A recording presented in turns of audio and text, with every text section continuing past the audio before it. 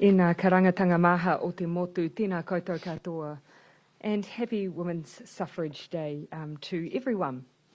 Today I'll update you on how Auckland is tracking with its vaccination rates, and I'll also have an announcement on a significant government investment into COVID research and response. But first I'll hand over to Dr. Caroline McElnay to give us the latest case numbers. Ngā mihi, Prime Minister. Kia ora koutou katoa. There are 24 new cases of COVID-19 in the community to report today, all in the Auckland area. This takes our total number of cases to 1,050. 688 cases have now recovered, including all 17 cases in Wellington, meaning there are now 361 active cases, all in Auckland. There are no new cases of COVID-19 to report in recent returnees in our managed isolation facilities. Of today's 24 new community cases, there is a known connection with 21, all of whom are in isolation. Of those 21, 19 are household contacts. 12 were already in quarantine when they were tested, and the other 9 were isolating at home. Investigations into the connections of 3 remaining unlinked cases are continuing. And we just want to note that we do expect a number of further cases in the coming days, as some of the new recent cases do come from large households. What we know about Delta is that it's more infectious, so we do expect more household contacts to subsequently test positive, but these contacts are already in isolation. Of yesterday's cases, all 20 have now been linked to existing cases, with 18 being household contacts. There are 13 people in Auckland hospitals today with COVID-19. Of those, 4 people are in ICU. We do know that this is a stressful time for them and their whānau, and our thoughts are with them. On testing, there were 5,028 swabs taken throughout Auckland yesterday, which is a good result for a Saturday. There are 20 community testing centres available across Auckland today, including 6 regular community testing centres and 14 pop-up testing centres. If you're a contact or have visited a location of interest at the relevant dates and times, are connected to one of the 7 suburbs of interest, or have any symptoms of COVID-19, even very mild ones, please get a test and isolate at home until you get your results. Just a reminder, our suburbs of interest are Mount Eden, Massey, Mangere, Whāwana, Papatoetoe, Otara and Manurewa. In those suburbs, there were 1,101 swabs taken yesterday from both symptomatic and asymptomatic people. And also a reminder to call Healthline or your GP for advice on getting a test if you have other less common symptoms. Those less common symptoms are symptoms like diarrhea, headache, muscle aches, nausea, vomiting, chest pain, abdominal pain. A further 1,142 essential workers were tested yesterday across a wide variety of agencies and businesses, including healthcare workers, transport operators and some local council workers. This takes to 26,703 the number of essential workers that have had an asymptomatic COVID-19 test since the 1st of September. All test results, very pleasingly so far, have been negative. Yesterday, 13,833 swabs were processed throughout the country. I just want to touch on one of the new cases being reported today is a new and as yet unlinked case as a man who was remanded into custody at Mount Eden Prison on Friday night. He is understood to have been in the Firth of Thames area before he was taken into custody. This is within the county's Manukau DHB area and is under Alert Level 4 restrictions. He was travelling with one other person who is now in isolation and is being tested today. 2 locations of interest at Mount Albert and Mangere have so far been added to the Ministry's website. 4 police staff are now isolating following contact with this case. Corrections have advised that as the prison is closed to all visitors, only essential staff were on site. 5 corrections staff and 6 prisoners have been identified as contacts and are isolating. This case, his travelling companion and his contacts have been helpful and cooperative with our health authorities. Just an update on the truck driver that we reported on Friday. There are now 140 contacts of the truck driver outside of the household who were at locations of interest. Of those, 81 people have already returned negative test results. And just a reminder to check our website for those locations of interest. On our vaccine rollout update, more than 4,684,000 doses of the COVID-19 vaccine have now been administered. Of these, 3,078,000 people have had their first dose, and 1,606,000 people have had their second dose. 430,189 doses have been administered to Māori and 285,296 doses to Pacific people. Yesterday, there were 53,386 doses given nationally. And lastly, on wastewater, ESR have advised us that there was a positive result in wastewater taken from Pukekohe on Wednesday. This follows a positive detection from a sample on the 8th and a negative result on the 10th. These positive detections are likely to relate to known cases in that catchment area. But ESR have added several new sampling sites across Auckland and surrounding areas in order to better target high-risk areas. There are no other new unexpected detections to report. Back to you, Prime Minister. Thank you, Dr. McElnay. Just briefly on the newsly advised case that has been detected by corrections staff at Mount Eden, I do want to acknowledge the protocols that are extraordinarily rigorous that have led to that detection. Corrections treat in level 3 and 4 new incoming prisoners as they would an individual coming in at our border. They are tested at day 0. They continue to have tests through to day 12.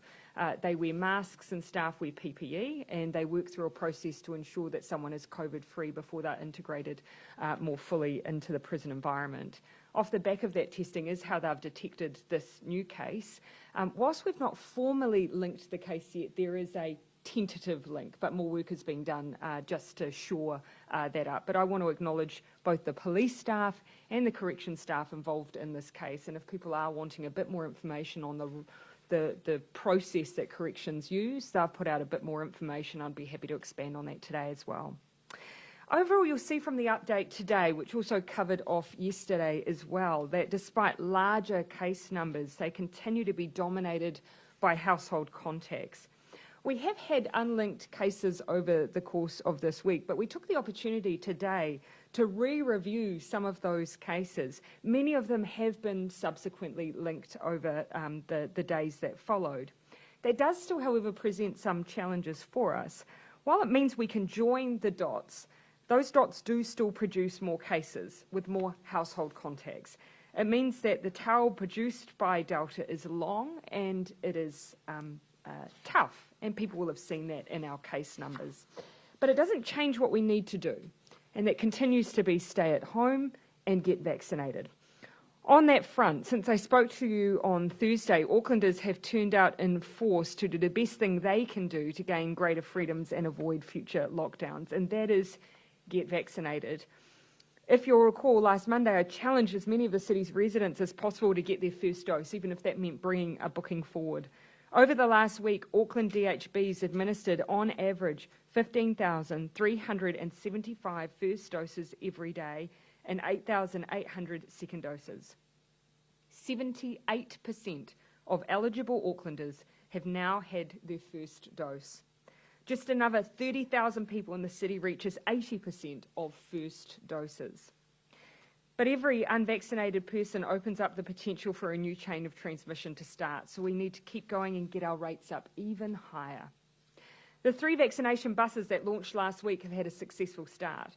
From tomorrow, an additional 2 buses will be on the road, operated by Māori providers, Manurewa Marae and Tuakina Trust, We've already developed outreach plans based on community feedback.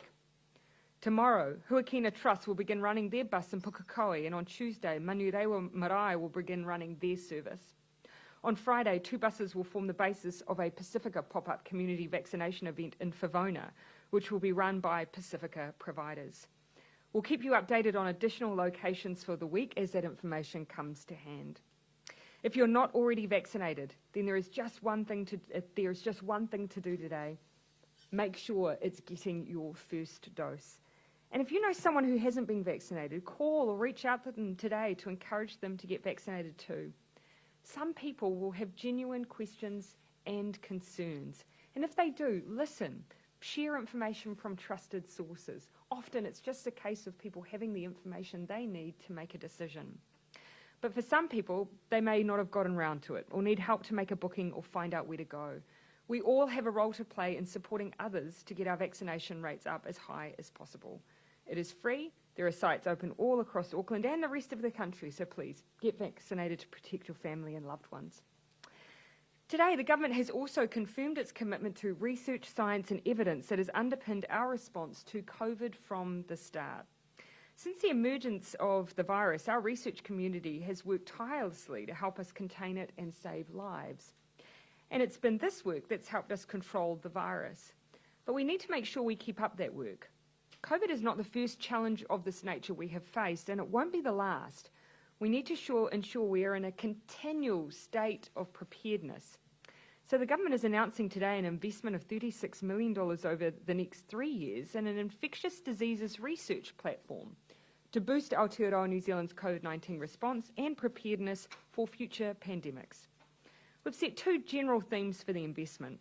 1, improve the prevention and control of infectious diseases. And 2, improve the management of and response to infectious diseases. I'll hand over to Associate Minister of Research, Science and Innovation, Dr. Aisha Vero, at the conclusion of the questions today to provide more detail and to take your questions. But for now, we'll open up. So the 24 new cases today, what does that mean for Auckland when you think about making a decision tomorrow? Is 20 and then 24, does that make it impossible for them to move down a level? What you will have heard us describe today, of those cases today, we've got one with a tentative link that we're working through, and then another 2 who are awaiting interviews. And then yesterday, of course, you will have heard us run through the linkages for those cases. So really what we're seeing is the ongoing ramifications of Delta being highly infectious and it infecting people across households, and sometimes in a domino effect. We might have had a positive case days and days ago, but then slowly those family members who have become infected come through as positives. I know that is really anxious making for people when they see those numbers. They don't always tell the full story, but it does tell us Delta's tail is long and it is hard. Dr. McElnay? No, that's right. And we will be preparing advice today, which looks at the outbreak as a whole. And as I said on Friday, we're still cautiously optimistic that actually the vast bulk of this outbreak is under control. We're just dealing with a long tail. Also feeling over it, they've had enough. How much of that are you taking into account when making the decision? We take into account everything. But the one thing I would say to Auckland is your work has paid off. As you've heard from our public health advisors, they consider that this outbreak, we do not have large-scale community transmission in Auckland, and that has been because of Level 4 and the work that people have done. So Level 4 has played an incredibly important role of getting that outbreak under control. Yes, we still have cases popping up. There's still work for us to do, and we'll take all the advice on the best way we can do that from here. But we absolutely factor in how Auckland is coping with some of the restrictions that we've had to date, but also the best way for us to get back to normal as quickly as we can. What about the rest of the country then with that 3 and 1? Would you consider doing that? No, you've already heard us. Last week you will have heard us say that so long as we're in a level 3 or 4 situation in Auckland, it poses risk. Yes, there may be less risk once we're in a 3, because that's a sign that we believe we've got it, broadly speaking, in a controlled and managed way, but it still presents risk. And you only need to look at some of the stories over the course of the week that despite best efforts, in some cases people will work very hard to get around controls like testing at the border and border checks. So those extra measures in other parts of the country are not there because we believe we had COVID in those places. It's there in case COVID comes into those places. Yeah. How many mystery cases do we have in total, and how comfortable are you with those, given this decision tomorrow? Over the last 2 weeks, we've had 12. I think actually if we reviewed some of those, it may actually be less than that, because even this week we've knocked quite a few off the list. As of this morning, we had 4, that was down to 4, but we still are awaiting the interviews from the 3 today, one of whom we think is already linked, tentative links to the other 2. Yep. So the only difficulty, of course, you'll see that retrospectively we'll get them, and within that first 24 to 48-hour cycle, we're often linking them. The issue with retrospectively linking is it's good news in that we can tell where COVID's journey has travelled, and that means we can track backwards and try and put those individuals into isolation. But it does mean it's more likely that COVID has then moved and potentially infected. Whereas, of course, what we like to see is us already having identified contacts and then being in isolation when they test positive rather than the reverse. So it's good to link, but it's even better if you've known them in advance. And just on lockdown restriction rule breakers, we've seen more of those today. What's your message to people who are considering or who are trying to do that? Yeah. I would say, think of everybody. Think of the Aucklanders who, for the past 5 weeks, have done exactly what has been asked of them, and at great sacrifice. There have been some really horrific stories of people who have every reason to believe that actually their reason for travelling is a good one, but we're trying to protect everyone. So I would say think of everyone else in Auckland, but think about the people you put at risk by travelling. They don't want you coming into the region at the moment, so sit tight while we work on ensuring that it is safe. Just in terms of the numbers, is I guess the total number less of a worry, and the bigger worry the number that you've actually got infectious in the community? Because from my count over the last 3 days you've had 22. So how difficult is it to actually get down to 0 when you've still, I understand there's lockdown and people, but they're still going to supermarkets and other essential places? Yeah, even that's a bit more nuanced, because for the most part, with the exception of when you see an essential worker like a truck driver, then those contacts might be, those locations of interest might be broader. But for the most part, you're right to say it's actually just not the total number, it's been the activity of those numbers and how you're able to link them. But for the most part, many of those activities have been pharmacies, have been supermarkets, have been laundromats, and we haven't tended to see cases spin off from those places, in large part, I'd say, because of the protocols that exist. And that's one of the reasons why we focus on the household contacts, because the household contacts are ones who already have had that advice to be in self-isolation or in a quarantine facility, so that reduces right down the ability for them to be infectious in the community. They'll still be reported as cases, but the risk obviously is much, much reduced. And Dr. McElnay, you said before in one of your responses to Jess that you were looking at the broader picture and you were pulling that together today. Can you just give a little bit more detail about what that is, what it will involve? Are you going to release it publicly? What's the deal with that? Well, we're still undertaking that. We're still finalising that today. We do that regularly and provide our advice. I provide my advice to the Director General. And you hear it. So that advice that Dr. McElnay is speaking about is the advice that informs Cabinet decision, and so it goes through Dr. Bloomfield, and then he provides that advice to Cabinet. And when we come down, that is the advice that he's speaking to on his side. Work that's looking at the entire clusters. Days back across what's happened across the entirety of the outbreak, but in more recent days to inform the decision over movement. Being done though, now that we've been in the scouter period for a while now, is there, I don't know, like a Brian Roach type group who is actually starting to, I guess, look at the trends and kind of map and lessons learnt and start to look at that data as a bigger picture? Well, I guess there are modellers who look at each individual outbreak, and I think the one thing that we're getting through consistently from them is that when you start getting to this part of an outbreak, it becomes a lot more difficult to model because of the size. We're dealing with smaller numbers, and you almost need to be able to pick up some of the intricacies of the outbreak, including size of households, to really be able to properly model. So, look, that work continues on an ongoing basis. We're always looking for improvements and alterations to the way that we're operating, and Brian Roche's group isn't a continual improvement in group, but I'm not sure I've completely answered your question, though. If you're asking whether or not there's something specific to this point of the outbreak, that's the public health advice, because that is constantly. And Roach Group was billed as a real-time group, so I'm just wondering whether Chris Hipkins is actually has had over the course of the last 5 weeks some regular feedback about how this outbreak has been managed, response, things that could have been done differently, preparedness, that sort of stuff. I think it would be fair to say that we in real time undertake that real time assessment, every single morning when we brief. No, but I guess if you're looking for real timing, we're in the middle of it right now. I mean, if you're going to assess something, you need to have a little bit of ability to cast backwards. We're still in the middle of it, is what I'd point out. Just a couple of questions on Mount Eden case. Yeah. Was he symptomatic when he was taken into custody? Oh, yeah. Oh, there has been some discussion over symptoms, hasn't there? So it must have been. I can't recall, Yeah. actually. I'm sorry. I believe so. From memory. And why did the man make an in-person appearance at the Manukau District Court rather than an AV? I can't answer that. That would be a decision, obviously, by corrections and others. Yes, that person was symptomatic. Prime Minister, how Was that all your questions on the correction case? how many of the infections have been down to rule breaking? Do you keep that sort of data? Dr. McElnay. I can't give you a number. We ask that question of the public health services when they report new cases to us, and compliance is a very important part of that.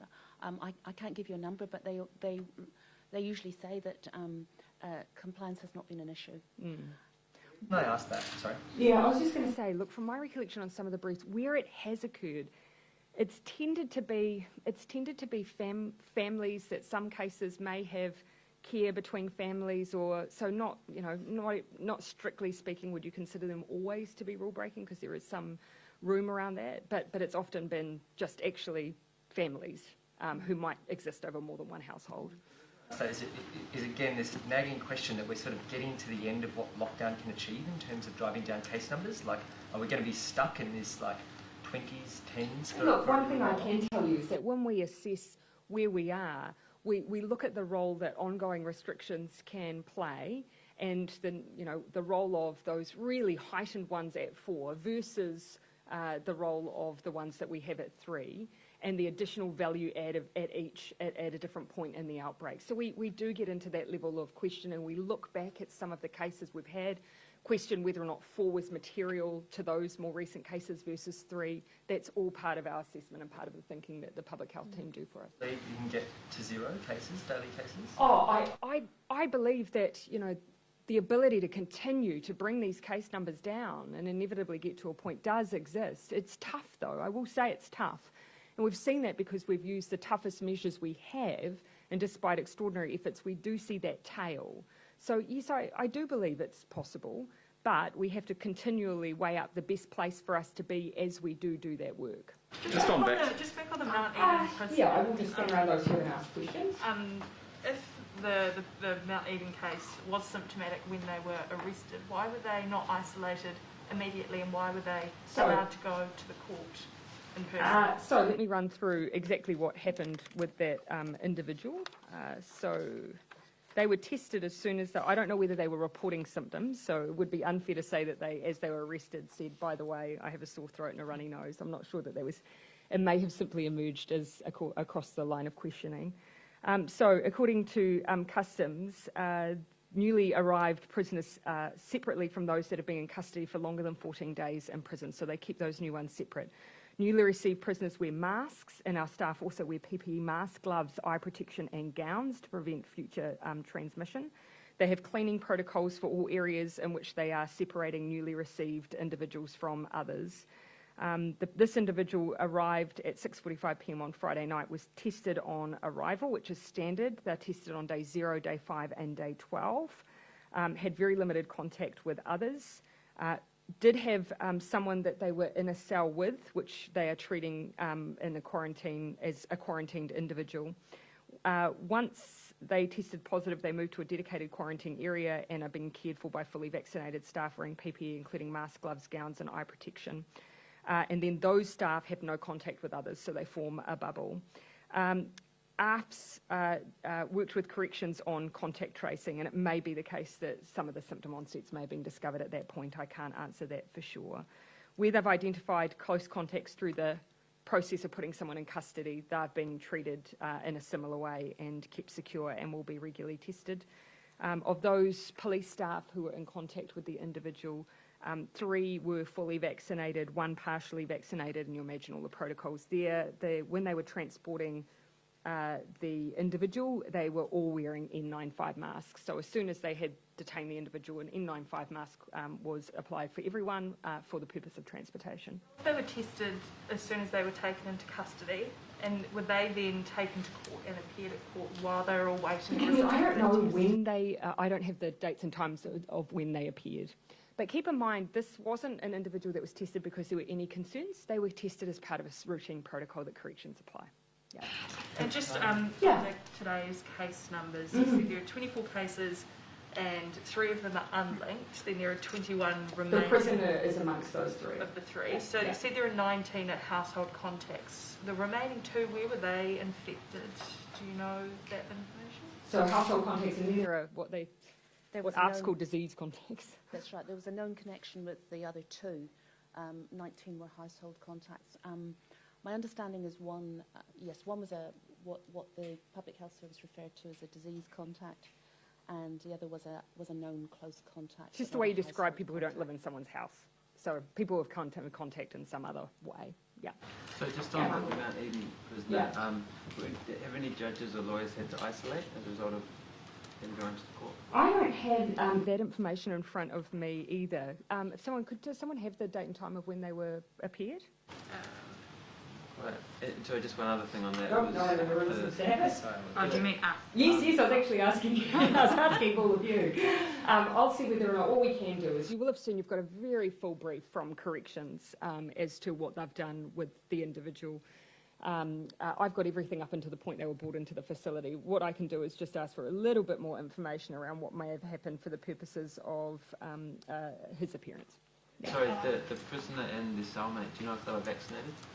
I do not have that information, but I can tell you more generally around what the prison population is looking like for vaccination rates. Overall, 67% of the prison population have received 1 dose. I know that roughly 481 vaccinated at Mount Eden, or partially or fully, and 564 staff at Mount Eden. So because we've got individuals in a residential environment, they are high-risk individuals, so they have been part of the planned vaccine rollout. You can see there's a big focus on staff, and the reason for the focus on staff obviously is because they present a risk for bringing COVID into a facility. So that's why at level 3 and 4 they test everyone coming in. Staff have been a focus on vaccine, while Auckland inmates have been part of the first amongst inmates to be vaccinated. Where in Thames, where on earth of Thames has the person been? And is it possible that they could be connected to that case right at the start of the outbreak that was kind of linked to the Thames Coromandel area? No, not at all. Where this individual has been tentatively linked is not linked to that in any way. Tentatively linked. My understanding is that it's all within the level 4 boundaries, so this individual hasn't crossed outside into an area that has lesser restrictions. My understanding is that in that area it was more a household contact. So. That's right, and the ARFS and Kindness Manukau District Health Board are following up with the household and the contacts there, arranging testing of the household. We have a very good understanding of where this individual has been. Have we seen any transmission inside supermarkets or pharmacies, or are they primarily households? Here in Port, some people in Auckland are afraid to go to supermarkets. Yeah. Dr. McElnay, no, I don't believe we have. No, during alert level 4, we haven't seen any secondary cases that have developed because a person was at a supermarket. We have seen in some of our workplaces, we have seen staff who've become positive.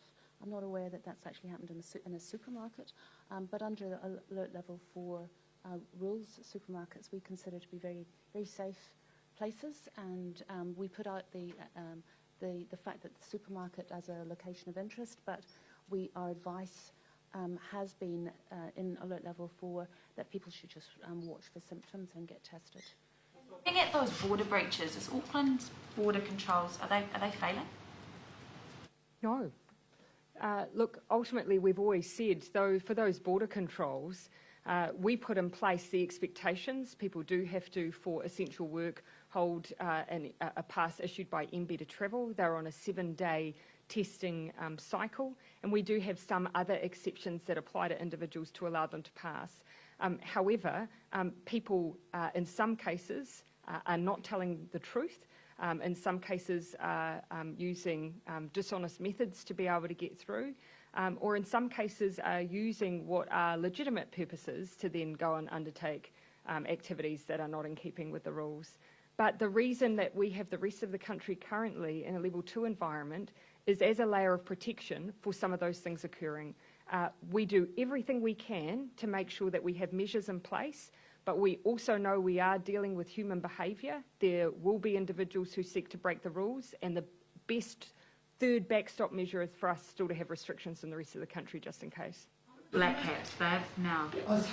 I'll come to you and I'll come back to you just just on those 60 or so people who are yet to test negative, who are contacts of that truck driver, what regions are they in, and will that factor in next week whether those regions will get those additional freedoms under level 2? So I'll come to Caroline.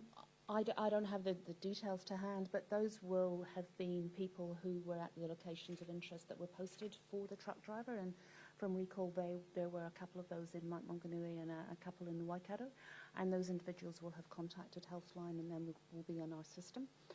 So we would expect that the rest of them who have been asked to get tested will get tested, and we'll get those results through in the next few days. On the black caps, now that they've left and flown out, what kind of threat was made against them, and who did it come from? So you will have seen that we've already made statements around the threats that affected the game for Pakistan and the New Zealand cricket team. And the way that we've described them as has been as credible and also direct and targeted. There isn't much more that I can say beyond that, although we really do support the decision that was ultimately made by New Zealand cricket to bring the team home. In terms of the process and how that happened, when were you alerted to that? Did you let them know, or did they let you know? It was a matter of New Zealand and New Zealand agencies letting the New Zealand cricket team know about the information that we had in our possession. As soon as, essentially as soon as that was cited, that information was shared with New Zealand cricket. How would that work with MIQ as well? So work is being done at the moment to try and accommodate, because obviously there's some different, their movement back into the country is sooner than was expected. I understand that a large portion of those cricket members will be coming back from their midpoint. They're at the moment on their way home, and the majority of them, but not all of them, are able to be accommodated immediately, and MIQ are working closely with New Zealand cricket to find additional capacity. Keep in mind, we often operate with some capacity for emergency situations, not large amounts, and so that's what we're working through in order to try and accommodate this immediate need. They will go into those emergency spots. They are being accommodated, whether or not it's through some of the emergency contingency that we have, and we keep that available in case for any reason we need to close down another facility or so on. So we are finding ways to accommodate them. Not all of them, however, at once, because obviously we don't always have capacity for that. Did our Just on Five Eyes, Is this on the Cricket. yeah, did our Five Eyes partners tip us off to that threat? You'll understand why we are not in a position to give further information as to the nature of the intelligence, other than to say it was a direct threat and it was a credible threat. They made the right decision. Prime Minister, New Zealand government got this information on what, Friday, and then let New Zealand cricket know? Yes, that's to the best of my recollection, the timeline. And just more generally, I mean, New Zealand cricket team flying into Pakistan, it's right next door to Afghanistan, both ISIS, Taliban are active there. It's on the extreme risk list. I mean, what do you think more generally of the original decision that was made to travel there before this explicit threat? So, as I understand it, as a matter of course, for a situation like this, we will provide information to a departing organisation, threat assessment if you like, in order for them to make a decision as to what their next steps are, whether or not they undertake a visit or a tour. And so that happened in this case, but as I say, that's relatively routine. It's then up to them to make a decision. You make of the decision, given that they're going to the country next door to Afghanistan. We've been trying to get people out of there, and they're going in for a tour, and it's a pretty unstable country. Yeah, look, I mean, what's your view of the original decision? Ultimately, look, it was their decision. Subsequently, additional information came to light, and I believe that they made exactly the right decision in acting on that information when they did. Prime Minister, it was good to see Winston Peters pop up on the TV today, looking well and double vaccinated. Do you agree with him that New Zealand not being involved in AUKUS was likely down to, quote, sending the wrong signals after the election, and he cites reduced defence spending and the new Foreign Minister's direction? No, unless he considers those signals to be legislation we've had since the mid-1980s.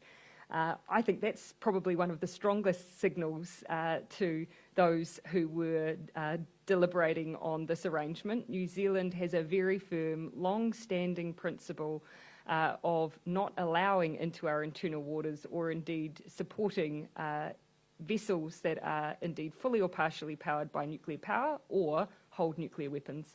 So that's the signal, and it's been a long-standing one. Second to that, I would say that our other really important principle has been independent foreign policy, and I stand by that also. Have you sought those assurances from the US and the UK that it is purely a nuclear power issue and not about some deepening relationship that New Zealand's not a part of? Look, the engagement that we have on an ongoing basis with the United States, with the UK, with Australia, mean that I don't feel the need to gain those assurances. Our relationships over the years have deepened. They are close. We, as I've said, have been working hard to draw the UK and the United States, particularly into some of the economic architecture of the region. And so I feel no need to seek those assurances because I believe that our relationships are strong and we already have formalised relationships with each. Finally, when did you last speak to Winston? Do you have an ongoing relationship? Oh, it has been a little while. I have since the election, but it has been a little while. Do you have a problem if he pops up and criticises the COVID response or foreign policy or? No, he did those things from time to time when he was in government, so I don't see that as necessarily being different. Just pop down the back again, yeah. Thank you. Just on MIQ more generally, can you guarantee that all of the 3,000 rooms will be used and none will be left empty? And are you able to sort of talk a little bit about any future plans that the government has for allowing New Zealanders to travel overseas for business? So we have always run a system that has meant that we have used, of course, the vast majority of our rooms. But you can see from this most recent outbreak why it's important that we still have some availability for emergency situations. The whole purpose of MIQ is to keep New Zealanders safe from COVID, and that does mean be able to house people from within New Zealand when we have an outbreak, as well as making sure that we deal appropriately with those coming across the border. Do you have a second question? What are some of the government's sort of long-term plans for allowing people to travel back and forth for business? You will have seen from the Reconnecting New Zealand work that was only announced some weeks before this outbreak that we are looking up to vary the way that we use our controls at the border based on risk. One of the things we are still working on this year is a self-isolation pilot. So essentially taking quarantine into a very tightly managed and controlled environment at home, using technology to support that isolation pilot, and seeing whether we can work up in a vaccinated environment some alternative tools that can help reduce the bottlenecks at our border. Can I just clarify, with the prisoner, you said that they had come from Thames, that's correct? No, I didn't. In the Firth of Thames. Firth of Thames, I think was the district. But that's level 2 still, right? Yeah, so I'm just seeking some clarity because this morning on the call I was advised that he had not gone into a level 4 area. So let me just seek some further clarity on that. What I can say though is, as I've described to you, we have a very, very good understanding and knowledge of where they have travelled based on their past engagement with the justice system. There's GPS tracking involved here. But just with that, how can that make sense if they've come from an area that wasn't... So the reason, what you're trying to identify is whether or not this individual posed any risk to others. My understanding outside a level 4 area, my understanding is the area that he travelled to is an area that he was able to and allowed to be in. He was essentially on parole. Why was it? Sorry, Jessica. I don't. Some of this I may be able to clarify with you with written statements from the police and from corrections. But again, what I think is really important is our understanding. Do you have an update on getting the Dickerson family from South Africa over here in MIQ spots and what's being done? So we have been, again, working very closely with wider extended family and support to ensure that we have MIQ space available for that individual. As you can imagine why, I think it's incredibly important, and I know all New Zealanders would agree, getting family support in as quickly as possible is key, and we are working very hard to provide it, and I understand spaces have already been provided. Family had any problems while they were in MIQ? It's not something I've been advised of, and nor necessarily do I think that's information that we would be likely to divulge. I think this is really, incredibly difficult. I cannot imagine what this wider family is going through. So that information I see as being theirs. Yeah, look, I'll take last couple of questions. Then I'll have Dr. Girl come up. Joe, and then I'll finish the book. Apologies if this has already been asked. Tell me if it has. The interview that Andrew Little did yesterday, in it he said the idea of a level 4 lockdown, I think once we get through this one, I'd be surprised if we ever see a level 4 lockdown again. Level 3 becomes problematic too. What do you make of that comment? I mean, we're not near vaccination in terms of being able to... I don't see that as being at all inconsistent with what we've been saying all the way through, which is the best thing we can do to try and avoid lockdowns in the future and those kinds of stay-at-home measures is by ensuring that we have as many people as possible vaccinated.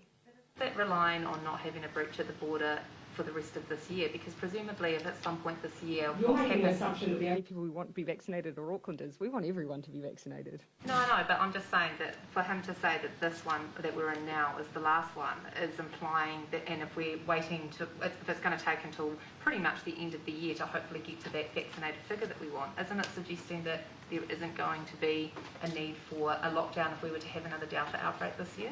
I think that what he's pointing to is that we are now on the trajectory to reach very high rates of vaccination. He's anticipating that within this outbreak we'll see those levels lift, and once we're reaching those high levels, that in the future from that point we would be seeking to avoid that in the future. You'd use level 4 again if we had something like this happen? And no, I'm not saying that. I think probably what you're underestimating is our ability to get through a high vaccination rate in the coming weeks. I mean, next week we should hit 80% first dose for Aucklanders. What we want to see is that we go higher still, but you can see how rapidly we are moving up through those vaccination rates. We just need to keep that momentum up and support those communities who may have issues with access, who may not have, for whatever reasons, reached the decision to be vaccinated. That is the area we have to work hard on over the coming weeks and months. Just lastly, I understand that don't you require a lot of people to be double vaxxed in order to not need to use a level 3 or 4 star lockdown? I think we're probably talking past each other a bit, Joe. What I'm saying, of course, we are using level 3 and 4 now because we don't have high vaccination rates. You'll see that we're being very cautious about the decisions we're making in that environment, but all Minister Little is saying in the future is what I've said. We want to avoid in the future using those levels, and the best way to do that is high vaccination rates. Just back to the cricket, can you describe for us the nature of your conversation with Imran Khan on Friday? We spoke twice, actually, mostly due to just connection issues. Pretty brief conversations. I've met Prime Minister Khan before. At the last time I attended the UN General Assembly, we had a very good bilateral. And the nature of the conversation was essentially he was concerned by the reports that we'd had, wanted to understand those and the nature of our concerns. I conveyed what I've conveyed to you and then thanked him for the support that the New Zealand team had had up until that point and continued to have, and just our disappointment. We know how important the game was for them and for us, and we all would have liked a scenario where it could have continued. He asked you to intercede to try and get a scenario? No, it was more really just wanting to come to an understanding of how the decision had been made, really. Yeah. Okay, look, we're going to move over now so that Dr. McElnay can take the stand. I'll get those interested a little bit more information of what we know of the movements of the prison, but again, as I reiterate, at this point, there's nothing that has led us to be concerned about contact in a level 2 environment. Okay. Kia ora tātou. Thank you, Prime Minister. I want to thank New Zealand's research community for their valuable contribution to the COVID-19 response. Scientists have helped us save lives through contributions that span across epidemiology, modelling, genomics, diagnostics, infection control, and much more. When the pandemic hit, scientists either volunteered time to support the COVID-19 response or received ad hoc grants for small pieces of research. In order to sustain the contribution of cutting-edge science to the pandemic response and ensure our readiness for future and other infectious diseases, we are investing $36 million in a new research platform. As a former infectious diseases doctor and researcher, I know the lack of a dedicated infectious diseases research fund has been a long-standing gap in our domestic science capabilities. This new fund will focus on areas such as better understanding of disease transmission, further vaccine research, diagnostics, surveillance, and therapeutics. I want to encourage researchers to collaborate and make connections in ways that mean the research will have maximum impact. This includes connections with health agencies, so research can inform policies and clinical practice. It's also crucial researchers work with Māori and Pacific communities to understand what's most important to them and deliver research that will improve the lives of people in these communities. It's important that we develop public health interventions that are appropriate for our community. Otherwise, the inequities that characterise this pandemic will happen again in the next one. The Infectious Diseases Research Platform will be funded through the Strategic Science Investment Fund and managed by the Ministry of Business, Innovation and Employment. The SSIF, or SIF, funds investment in research programs which have a long-term benefit to New Zealand's health, economy, environment and society. First, MB will select a host organisation through a contestable process. The host will coordinate work with the Research Centre, MB, the Ministry of Health and representatives of Māori and Pacific communities to develop large-scale, integrated and a collaborative program of research, what we call a research platform. We expect the platform will take a best team approach where the best researchers in New Zealand for a given area are included, regardless of their institutional affiliation. The platform will focus the development of our next generation of pandemic scientists. Funding, which is reviewed annually, will be contingent on performance against this objective. Information can be found on the Ministry of Business, Innovation and Employment's website. We expect to start funding research early to mid next year. Thank you. Minister, will this funding and research help speed up work to create our own vaccine? We've already invested in local vaccine development capacity to some extent, and I think if we were to further fund that, that would be separate. That's for vaccine development. However, an infectious diseases platform like this will have some component of vaccinology necessarily, but it won't be developing a vaccine per se.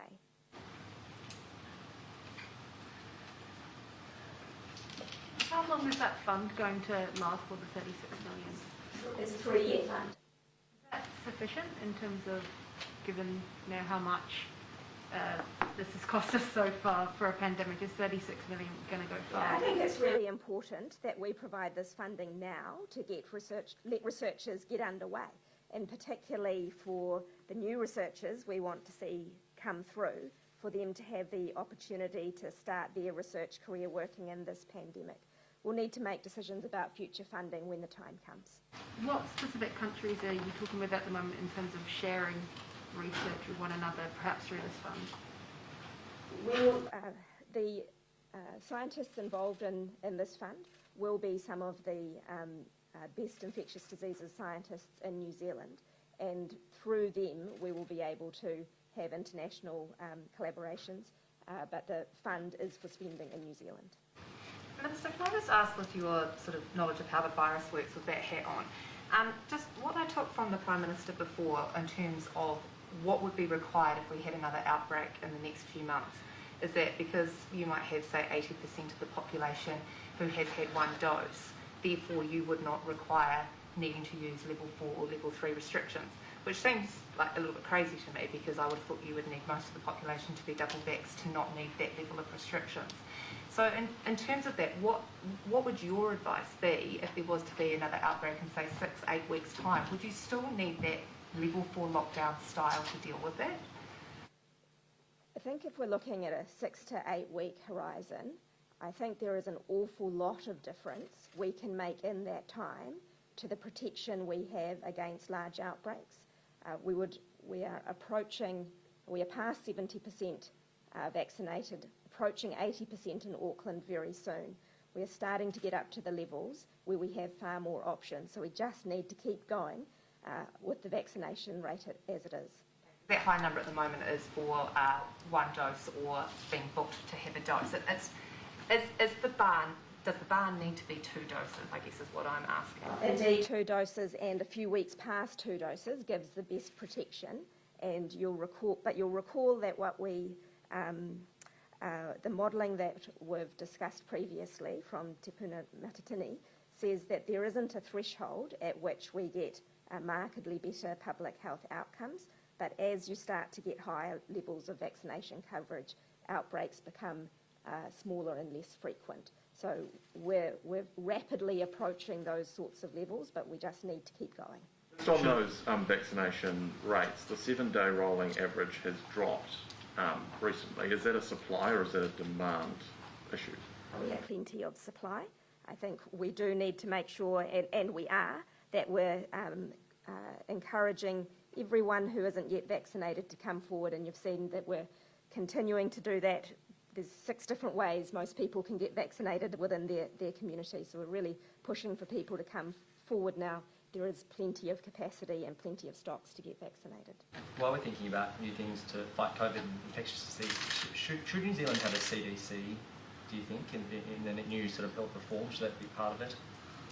I really hope the fund we've announced today will build linkages between scientists and our public health institutions. As part of the health reforms, we'll be developing a public health agency within the Ministry of Health, which will be a place where our public health officials who are well versed in COVID and many other infectious diseases will also be able to benefit from strengthened technical expertise that we will be growing through this research investment. Sorry, Dr. McElnay, you're still here, but this may be a better question for you. Taranaki's vaccination rates are the lowest in the country. What are we doing to bring those up? I know that Minister Little had a meeting with Taranaki iwi, I think on Friday, in order to make sure that we had identified any concerns that they had and how we could better work with them, and we are in constant contact with the District Health Board about how that rollout is going. Does it worry you it's been this long? I mean, Minister Hipkins and Dr. Bloomfield have literally been talking for months about how woeful Taranaki is, and they're still woeful. Yeah, we need to make sure that we're achieving high vaccination rates across the country. You would have heard the Prime Minister say that many times, that it is not just enough to have a national average, but to protect individual localities from outbreaks, we do need to reach a high level, and we're focusing on those. We are having conversations with those areas where the levels aren't as high as they are elsewhere. Thank you. Thank you. Thanks very much.